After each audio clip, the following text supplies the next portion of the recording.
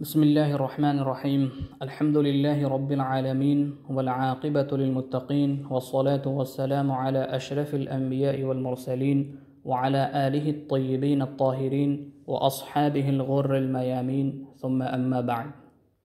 সম্মানিত শ্রোতামণ্ডলী আসসালামু আলাইকুম ওয়া রাহমাতুল্লাহি তাআলা ওয়া বারাকাতুহু এটা ভিডিও ক্লিপ য'ত এজন জনাবে হযৰতে আদম আলাইহিস সালাতু ওয়াস সালামৰ ফালে গুনাহৰ নিসবত কৰিছিলে সেই সম্পৰ্কে আমি পাৰ্ট 1ত বিতংভাৱে আলোচনা কৰিলোঁ যিসকলে পাৰ্ট 1টো চোৱা নাই মই ডেসক্ৰিপচনত লিংকটো দি দিম তেওঁলোকে প্ৰথমতে সেই ভিডিওটো চাই ল'ব তো এতিয়া আজি এই ভিডিওটোত এই সেকেন্ড পাৰ্টটোত আমি এই কথাটো আলোচনা কৰিম যে হযৰতে আদম আলাইহিস সালাতু ওয়াস সালামৰ ফালে গুনাহৰ নিসবত কৰা অৰ্থাৎ হযৰতে আদম আলাইহিস সালামে মাআযাল্লাহ নাউযুবিল্লাহ গুনাহ কৰিছে বুলি কোৱা এই কথাষাৰ কেতিয়াও কোনোকালে এজন মুছলমানৰ আকীদা আৰু বিশ্বাস হ'ব নোৱাৰে আৰু এইটো পূৰ্ণাংগভাৱে ইহুদী আৰু খ্ৰীষ্টিয়ানসকলৰ বিশ্বাস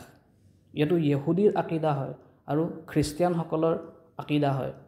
তেওঁলোকে মানে যে হযৰতে আদম আলাইহিস সালাতু ওয়াস সালামে গুনাহ কৰিছিল নাউযুবিল্লাহ আৰু সেই গুনাহৰ ফলতেই গোটেই পৃথিৱীখন অভিশপ্ত হ'ল লানতি হ'ল মাআযাল্লাহ তেওঁলোকৰ এই কথাবিলাক তেওঁলোকৰ কিতাপত অৰ্থাৎ বাইবেল ওল্ড টেষ্টামেণ্ট আৰু নিউ টেষ্টামেণ্টত এই সম্পৰ্কে এই কথাবিলাক এই বিশ্বাসবিলাক এই আকীদাবিলাক লিখা হৈছে গতিকে যদি কোনোবাই বাইবেল চেক কৰে তেনেহ'লে গম পাব বাইবেল ওল্ড টেষ্টামেণ্টৰ book of Genesis chapter number 3 আৰু ভাৰ্ছ নম্বৰ 17 তাত কোৱা হৈছে and he said to the man because you listened to your wife and ate from the tree about which I commanded you don't eat from it the ground is cursed because of you you will eat from it by means of painful labor all of the days of your life ইয়াত কোৱা হৈছে যে হযৰতে Adam আলাইহিস সালাতু ওয়াস সালামক আল্লাহে এই বুলি কৈছিলে যে যেহেতু তুমি তোমাৰ পত্নীৰ কথা শুনিছা আৰু সেই গছৰ ফল খাইছা যাৰ বিষয়ে মই তোমাক এইটো আদেশ দিছিলোঁ যে সেই ফল নাখাবা সেই গছজোপাৰ ফল নাখাবা তাৰপিছত কোৱা হৈছে যে সেইবাবে পৃথিৱী তোমাৰ কাৰণে অভিশপ্ত হ'ল অৰ্থাৎ পৃথিৱীখন লানতি হ'ল অভিশপ্ত হ'ল তোমাৰ এই গুনাহটোৰ কাৰণে আৰু পিছত লিখিছে যে তুমি ওৰেতো জীৱন কষ্ট কৰি ইয়াৰ উৎপাদিত খাদ্য খাব লাগিব অৰ্থাৎ হযৰত আদম আলাইহিস সালাতু ওয়াস সালামক গুনাহগাৰ বুলি হাইলাইট কৰা হৈছে বাইবেলৰ এই ভাৰ্ছটোত ঠিক সেইদৰে Bible the new testament book of romance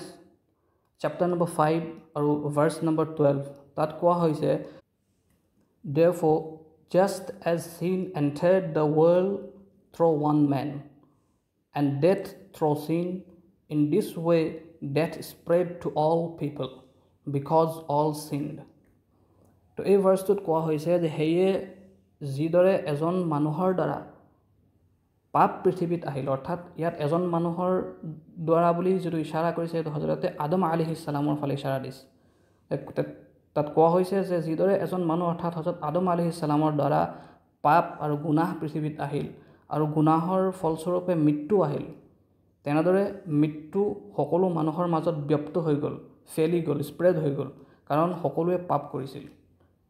অৰ্থাৎ হযৰত আদম আলাইহিস সালাতু ওয়াস সালামে গুনাহ কৰাৰ কাৰণে পৃথিৱীত মৃত্যুৰ জন্ম পালে আৰু সকলো মানুহ মৰিবলৈ আৰম্ভ কৰিলে সকলো মানুহৰ কাৰণে এই মৃত্যুটো মৌতটো স্প্ৰেড হৈ গ'ল আৰু এই হযৰতে আদম আলাইহিস সালামৰ গুনাহৰ কাৰণে পৃথিৱীৰ সকলো মানুহে পাপী হৈ গ'ল গুনাহগাৰ হৈ গ'ল নাউযুবিল্লাহ এইবিলাক বাইবেলৰ ভাৰ্ছ হয় ঠিক সেইদৰে Bible new testament book of romance chapter 5 verse number 19 তাত কোৱা হৈছে for just as a through one man's disobedience the many were made sinners so also through the one man's obedience the many will be made righteous ইয়াত কোৱা হৈছে কাৰণ যিদৰে এজন মানুহৰ অবাধ্যতাৰ দ্বাৰা বহুতো পাপী হিচাপে গণ্য হ'ল অৰ্থাৎ হযৰত আদম আলাইহিস সালামৰ কথা কোৱা হৈছে যে তেখেতৰ গুনাহৰ কাৰণে তেখেতৰ অবাধ্যতাৰ কাৰণে বহুতো মানুহক গুনাহগাৰ বুলি গণ্য কৰা হৈছে তাৰপিছত আকৌ কোৱা হৈছে ঠিক সেইদৰে এজনৰ আজ্ঞা পালনৰ দ্বাৰা বহুতো মানুহক ধাৰ্মিক বুলি গণ্য কৰা হ'ব অৰ্থাৎ হযৰতে ঈসা আলাইহিস সালামৰ কথা কোৱা হৈছে ইয়াত নিউ টেষ্টামেণ্টত যেনেকৈ হযৰত আদম আলাইহিস সালামে গুনাহ কৰিলে অবাধ্যতা কৰিলে, ডিছঅবিডিয়েঞ্চ কৰিলে, তাৰ কাৰণে তেওঁৰ লগতে বহুতো মানুহ পাপী হ'ল। ঠিক সেইদৰে তাৰ বিপৰীতে হজৰতে ঈসা আলাইহিছ সালামে দুনিয়াত আহি পেলাই আল্লাহৰ আজ্ঞা পালন কৰিব, আল্লাহৰ ইতাআত কৰিব, আল্লাহৰ ফৰমাবৰদাৰী কৰিব, আৰু তেখেতৰ এই ফৰমাবৰদাৰীৰ কাৰণে বহুতো মানুহ ধাৰ্মিক হ'ব, মানে তেখেতক ফ'ল' কৰি পেলাই। তো ইয়াত যিকোনো প্ৰকাৰে মানে হজৰতে আদম আলাইহিছ ছলাতু ৱাছসালামক গুনাহগাৰ বা পাপী এনেকুৱা সজোৱা হৈছে। আৰু এইবিলাক খ্ৰীষ্টিয়ান আৰু ইহুদীৰ আকিদা হ'ব পাৰে, কাৰণ তেওঁলোকে তেওঁলোকৰ কিতাপবিলাকক বিকৃত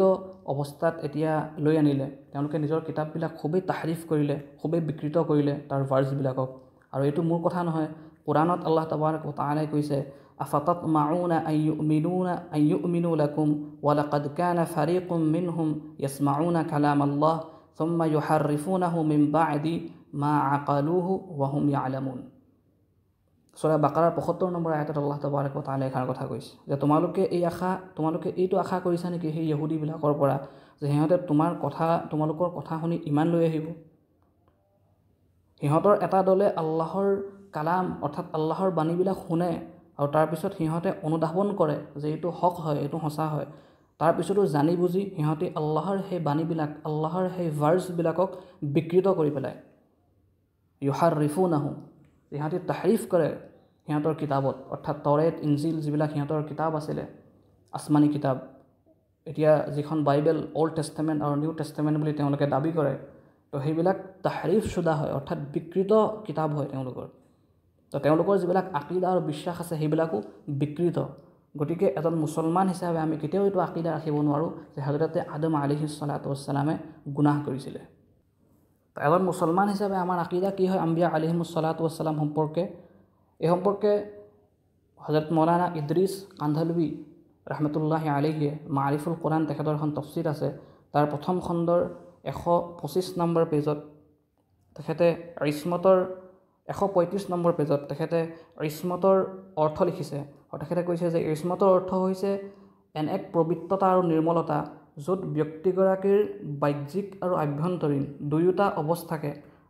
তেখেতৰ নিজস্ব স্বভাৱ অৰ্থাৎ নফছ আৰু শয়তানৰ প্ৰভাৱ আৰু হস্তক্ষেপৰ পৰা মুক্ত ৰখা হয়। কাৰণ নফছ আৰু শয়তান এই দুয়োটাই হৈছে আপোনাৰ গুনাহৰ মূল উৎস। সেইবাবে গুনাহৰ মূল উৎসৰ পৰা সম্পূৰ্ণ মুক্ত থকাকে ইছমত বুলি কোৱা হয়। আৰু যাৰ কাৰণে এই ইছমতটো লাগু হ'ব যিজন ব্যক্তিৰ ওপৰত, আৰু সেই ব্যক্তিগৰাকীকে মাছুম বুলি কোৱা হয়। তাৰপিছত তেখেতে লিখিছে যে মাছুম সেই ব্যক্তিক কোৱা হয় যি নিজৰ সকলো বিশ্বাস, চিন্তা, উদ্দেশ্য, মানসিক অৱস্থা, চৰিত্ৰ, আচাৰ ব্যৱহাৰ, ইবাদত,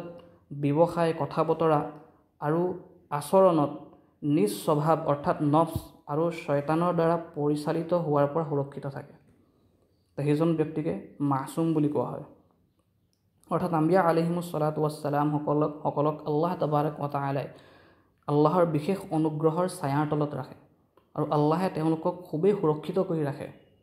তো গতিকে তেওঁলোকৰ ফালে গুনাহৰ নিস্বত দিয়া দূৰৰ কথা, তেওঁলোকে গুনাহ কৰিছে বুলি ভবাটো এটা গুনাহ হয়। গতিকে আল্লাহ তাবাৰক ৱ তাআলাই আমালোকক সকলোকে এনেকুৱা ধৰণৰ গলত আকিদাৰ পৰা হেফাজত কৰক আৰু সহি দিন বুজাৰ তৌফিক দান কৰক। আৰু যদি কোনোবা উলামায়ে ইছমতে আম্বিয়াৰ ওপৰত কিতাপ পঢ়িব বিচাৰে, তেনেহ'লে এখন কিতাপ আছে আৰবীত, ইমাম ফখৰুদ্দিন ৰাজি ৰহমতুল্লাহি আলাইহিৰ। কিতাপখনৰ নাম হৈছে ইছমাতুল আম্বিয়া আলাইহিমুছ সালাম। এখন বহুত ভাল কিতাপ হয়, এখন কিতাপ পঢ়িব লাগে। আৰু আজি আমাৰ আলিম সমাজৰ প্ৰতি মোৰ এটা শিকোৱা আছে যে তেওঁলোকে কিতাপ পঢ়াৰ যিটো কালচাৰ হয় সেইটো খতম কৰি পেলালে। আজি দাৱাতৰ কালচাৰটো আমাৰ আলিম সমাজৰ মাজত একেবাৰে আম হৈ গ'ল। অকল খালী দাৱাত খাই ফুৰে, দাৱাত খাই খালী পেটটো বঢ়াইছে। বঢ়াব লাগিছিলে নিজৰ ইলমৰ খাজানা, কিতাপ পঢ়ি পঢ়ি নিজৰ ইলমৰ খাজানাটো বঢ়াব লাগিছিলে, কিন্তু দাৱাত খাই খাই নিজৰ পেট বঢ়াইছে। তো দাৱাত খাই খাই যদি নিজৰ পেট বঢ়াব, তো জাতিটোৰ কি অৱস্থা হ'ব যদি আলিমে অধ্যয়ন নকৰে, আলিমে যদি ষ্টাডি নকৰে? তো গতিকে আলিম সমাজৰ প্ৰতি মোৰ অনুৰোধ হয় তেওঁলোকে যাতে অলপ প্ৰতিটো বিষয়ৰ ওপৰত ষ্টাডি কৰে। তো ইছমাতুল আম্বিয়া আলাইহিমুছ সালাম এখন ফখৰুদ্দিন ৰাজি ৰহমতুল্লাহি আলাইহিৰ কিতাপ, খুব ভাল কিতাপ হয়, আৰবীত আছে। আৰু যদি কাৰোবাৰ আৰবী অসুবিধা হয় তেনেহ'লে শ্বেখুত তাফসীৰ হজৰত মৌলানা ইদ্ৰিছ কান্ধলৱী চাহাব ৰহমতুল্লাহি আলাইহি তেখেতে যিখন তেখেতৰ তফছিৰ আছে, তফছিৰ মাৰিফুল কোৰাণ, তো তেখেতে এই তফছিৰখনৰ প্ৰথম খণ্ডতেই হযৰতে আদম আলাইহিছ সালামৰ এই যিটো কাহিনীটো আৰম্ভ হৈছে, তাৰ পিছতে তেখেতে ইছমতে আম্বিয়াৰ এটা বাব আৰম্ভ কৰিছে। তেখেতে বহুত বিতংভাৱে এই সম্পৰ্কে লিখিছে যে আম্বিয়া আলাইহিমুছ সালাতু ৱাছ সালামৰ ইছমত কাক কয়। আৰু একেবাৰে শেষত হযৰতে 17টা কোৰাণী আয়াতৰ পৰা ইস্তেদলাল কৰিছে, দলিল দিছে যে ইছমতে আম্বিয়া এইটো সাবিত হয় কোৰাণৰ পৰা। তেখেতে 17টা কোৰাণী আয়াতৰ পৰা ইস্তেদলাল কৰিছে ইছমতে আম্বিয়া আলাইহিমুছ সালাতু ৱাছ সালামক। গতিকে আল্লাহ তাবাৰক ও তাআলা আমাক সকলোকে সহি দিন বুজাৰ আৰু শিকাৰ তৌফিক দান কৰক। আকুলু কওলি হাযা ওয়া আস্তাগফিৰুল্লাহ লি ওয়া লাকুম ওয়া লিসাইৰিল মুছলিমিনা ইন্নাহু হুৱাল গফুৰ